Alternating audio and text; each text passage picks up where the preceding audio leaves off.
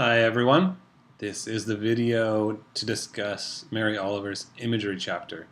I think the discussion of this chapter is very important, not just for those of you who are going to write about imagery, but poetry in general as well.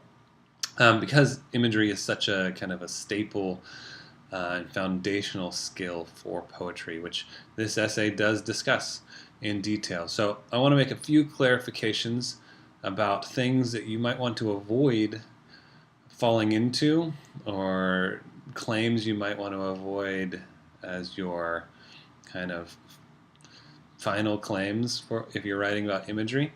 And I'll do it by discussing about two different ways to think about imagery. If you're writing about poetry, if you're not writing about imagery, but you of course are still writing about poetry, this essay is still very useful for you because it makes a lot of claims about what the effect or use of poetry is, sometimes in metaphors like we saw in the last chapter, and sometimes just in claims or examples.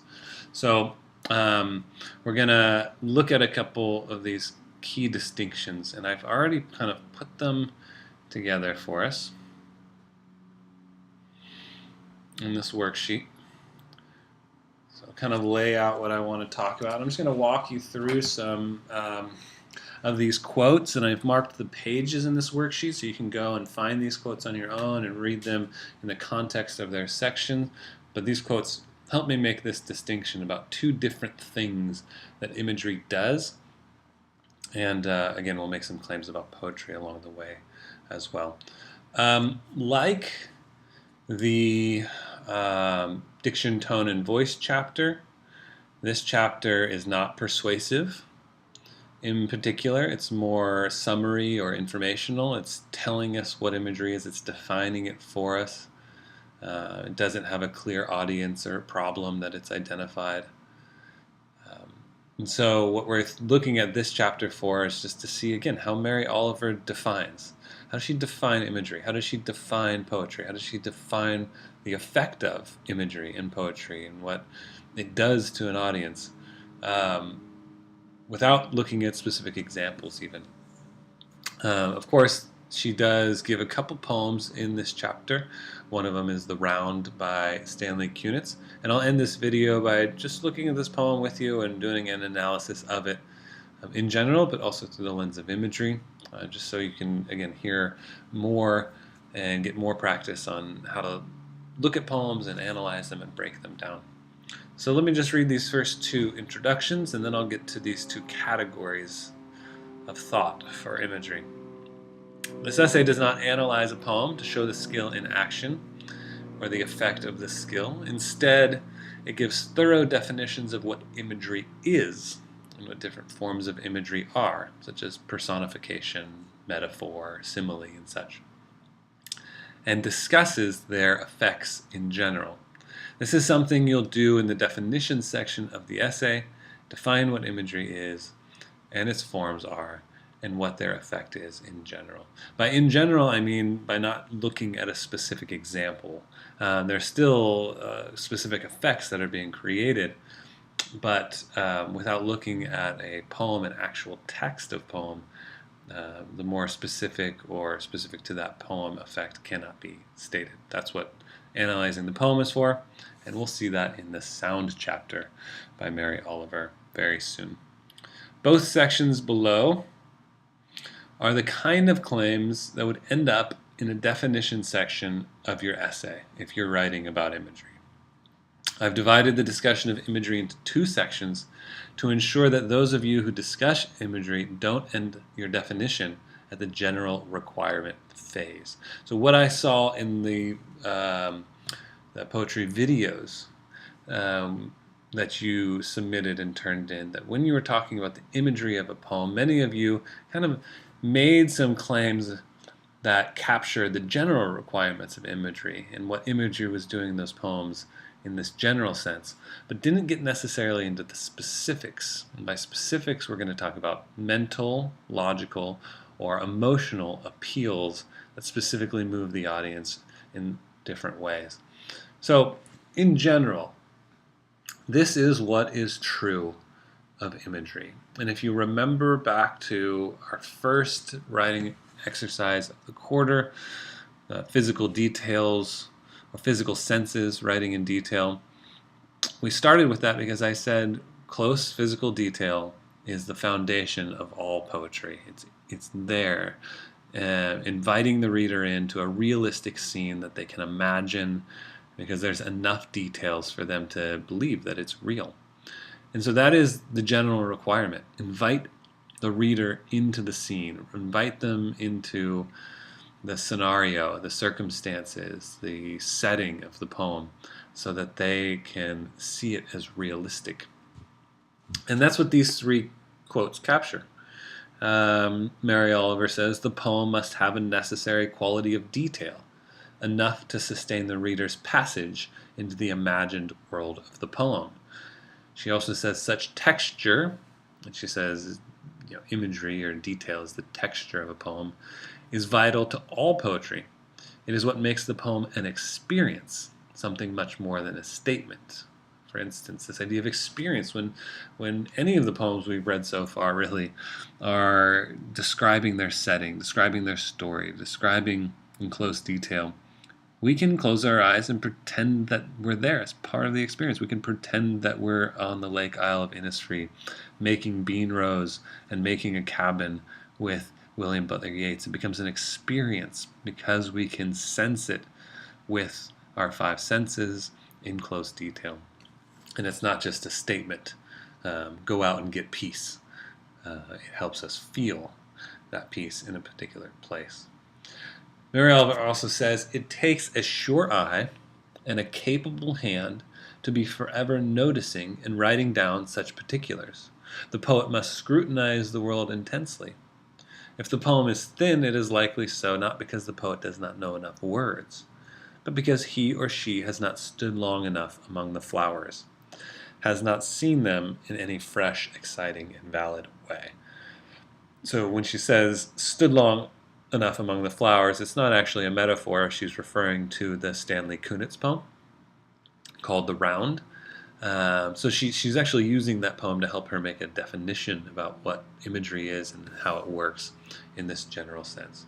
But again, the basic idea is need the detail so that the reader can be invited into the experience, the imagination of this world.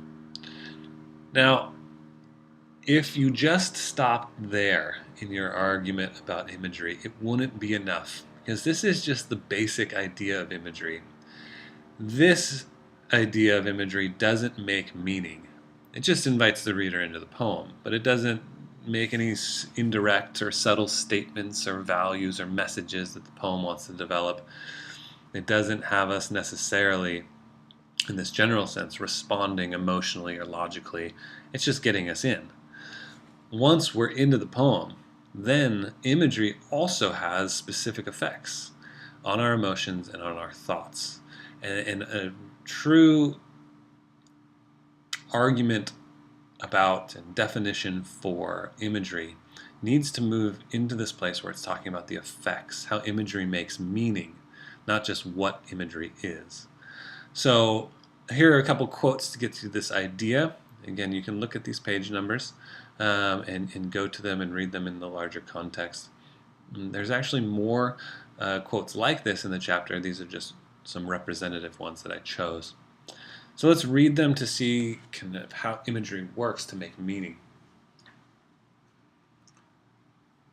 Poetry began through the process of seeing and feeling and hearing and smelling and touching, our five senses, and then remembering in words, what these perceptual experiences were like, while trying to describe the endless invisible fears and desires of our inner lives. So it's almost like she's saying two things are happening in poetry. And first, we just experience our life. We experience a day of gardening in our garden, as we're going to see with Stanley Kunitz. And we see things, feel things, hear things, smell things, touch things.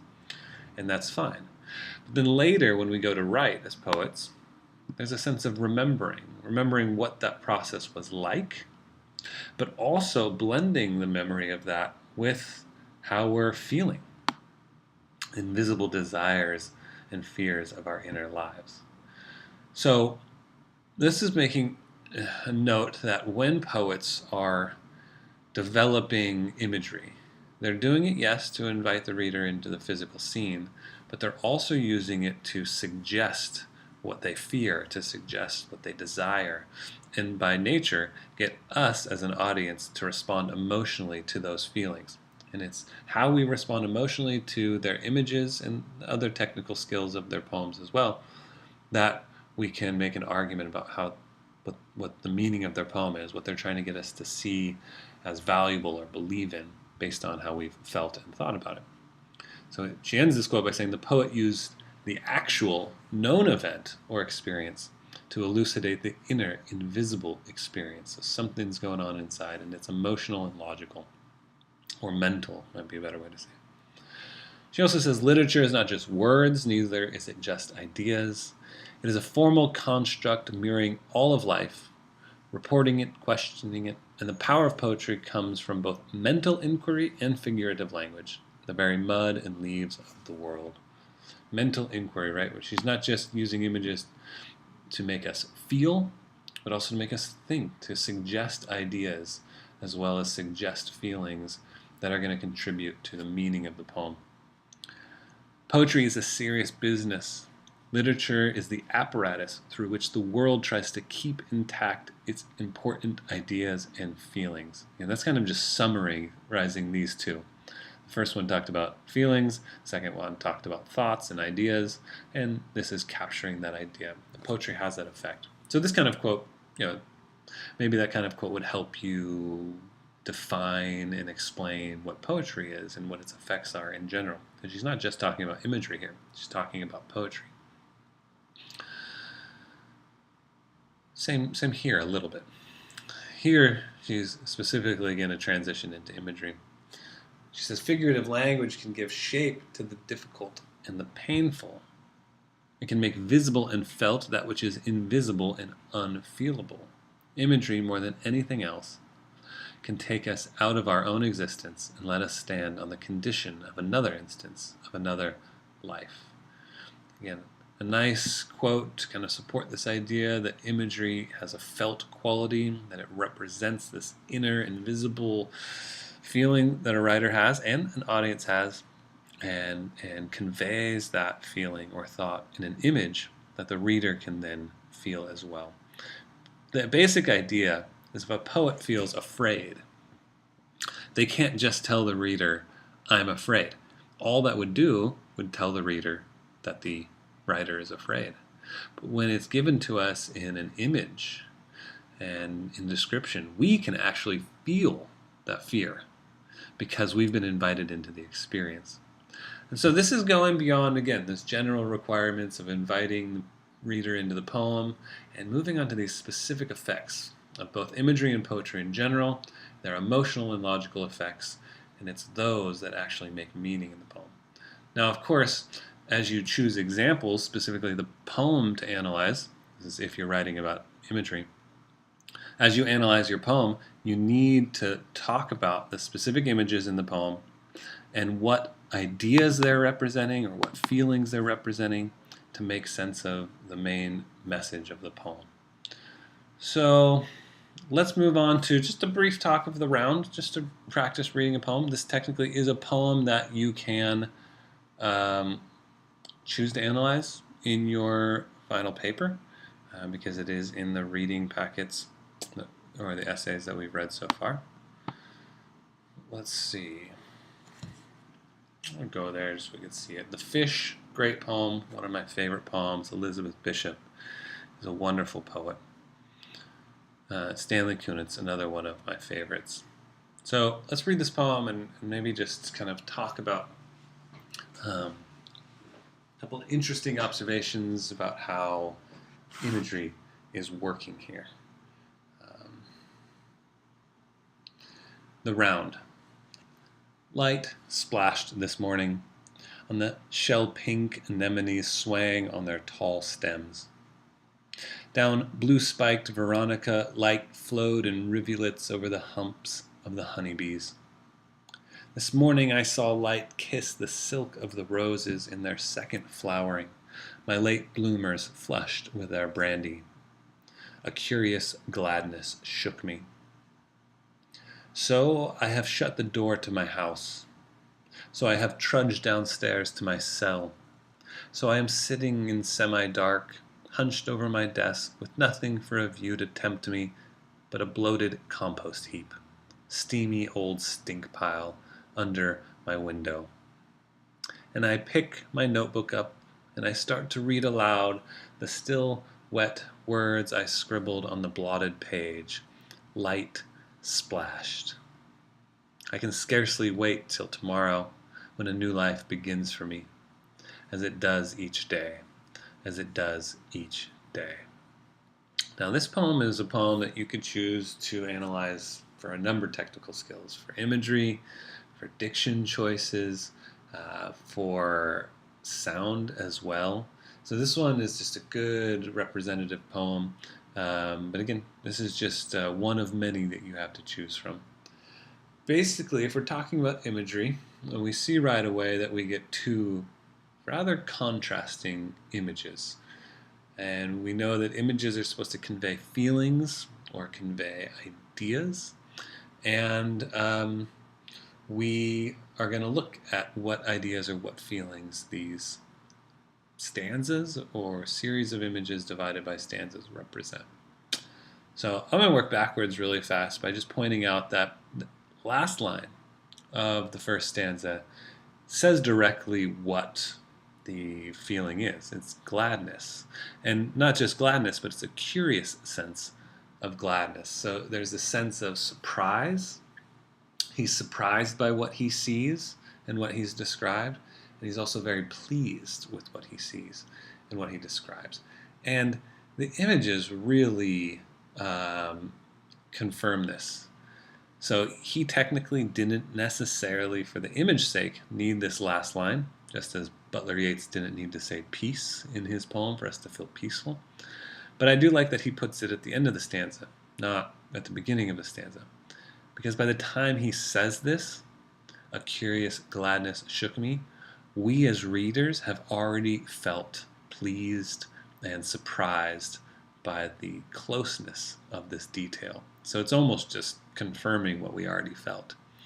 So he's looking so close at his flowers, so close that he sees the image of light beams splashing on the flowers. So that's what we call an image.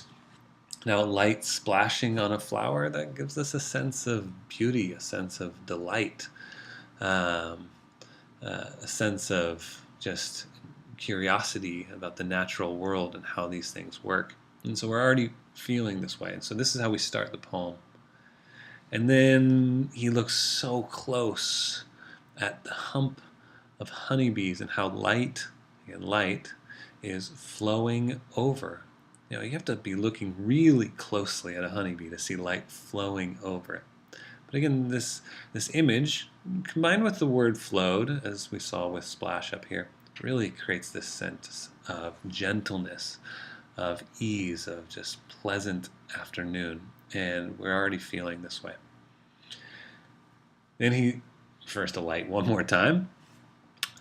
He says, light kissed. I saw. So we know we're going to get an image. I saw light kiss the silk of the roses in their second flowering. So again, this closeness where he sees the light not splashing or flowing, but just like meeting the silk of the roses in this kind of intimate way, is this image that, again, makes us feel not only pleased, but also the sense of intimacy and gentleness and tenderness. All these feelings are being generated in this first stanza. Not just a single one, but a collection of them. They just happen to all coincide. And then he says, my late bloomers flushed with their brandy. So, great images. We know the feeling that is created, that he, either in this moment or after this moment as he reflected back on it, he takes such great delight, such wonderful sense of intimacy and gentleness and gladness and even curiosity. Immediately, we see a contrast, not only in the diction choices like shut, trudged, hunched, stink pile, but also in the images themselves. This isn't necessarily an image. This first couple, a man trudging downstairs is an image. A cell, use the word cell, like a prison cell, gives us a particular image in our mind. But automatically we see a contrast. It's dark, and there's a different feel to it. There's a little bit of a heaviness in someone trudging downstairs. We can hear their kind of footprints dragging on the stairs. We can hear the door shutting loudly. We can barely see what's going on. We can feel kind of uncomfortable from hunching. We know that when we've worked at our computer too long, we feel very stiff. And then he focuses his attention on pretty much this one thing in the room. It's a bloated compost heap, which he calls a steamy old stink pile. And it's essentially, compost is trash to be used for gardening. And he has a compost heap that is creating compost, soil of sorts, for his garden. And it probably smells. He tells us it smells, actually. It looks terrible. And we get a completely different feeling from all this as readers. We don't want to be here. We want to get back to this place. We don't want to be sitting here. Now, the interesting thing to note, though, in this poem, is that he starts the first three lines with so. So I have, so I have, so I am. So means therefore.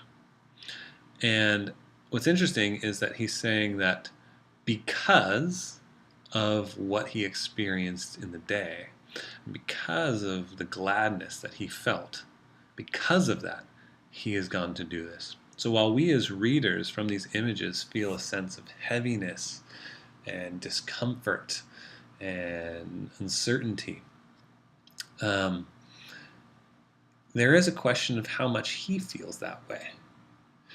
Now, I think he does to a certain extent. He says, with nothing for a view to tempt me. So he doesn't take pleasure visually in this scene. He doesn't take pleasure in it from a sense of smell either. But still, he's doing it for a reason. So maybe he doesn't enjoy it, but he enjoys what reward it's going to give him. That's different from us as an audience, who we just don't enjoy it and we don't know why he's doing this. It's going to become clear to us in just a little bit. As he ends the stanza by saying, I picked up my notebook. I start to read out loud the still wet words I scribbled on the blotted page. Light splashed.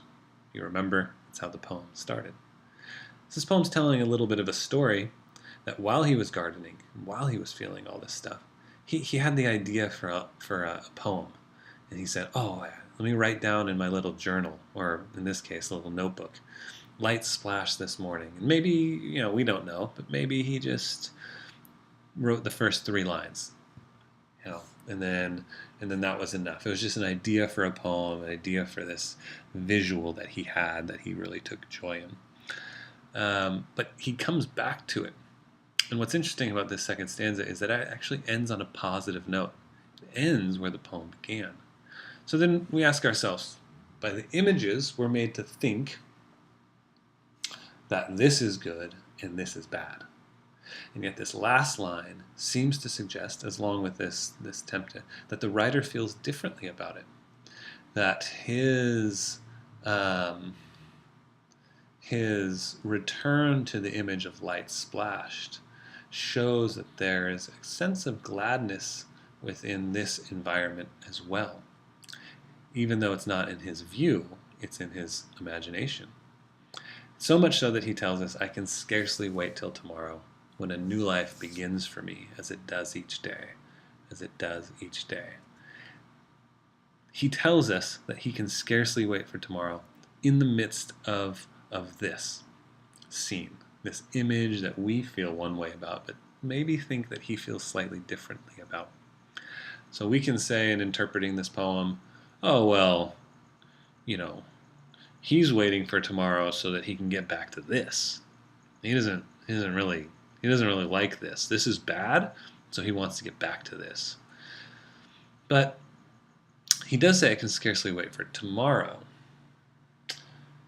And what we see is that in this day, all of this happened, not just this. This happened at one point, this happened at a different point, but all within the same day. As it does each day, as it does each day.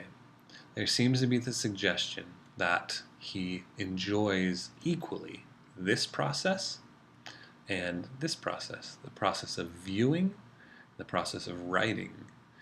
And we, as readers, have to confront the feeling that we share with him in the opening stanza and the feeling that we might not share with him here in this stanza. There's a little bit of a conflict.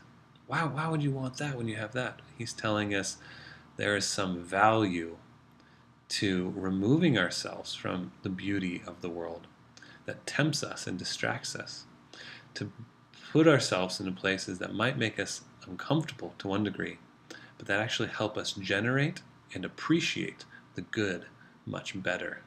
And the images help us question that and also feel that. So there's a quick rundown of Stanley Kunitz's poem, The Round. I think that will be the end of the video. Again, look back to Imagery to see how Mary Oliver is describing imagery, how she's describing poetry. Does she use metaphors? Does she use little examples or just statements? And you're just learning how to talk about poetry, and in this case, if you're writing about imagery, how to talk about it. And maybe you find some quotes in here for poetry or imagery that could be used in your next draft of the How Does a Poet Make Meaning essay. I'll see you with the sound video soon, in which we're going to see the entire structure of what your essay should look like, or could look like, maybe, is better said, based on how Mary Oliver develops her definition, how she chooses examples, and ultimately how she analyzes a poem to prove her point. Sound is an argument, and we're going to see it soon. Okay.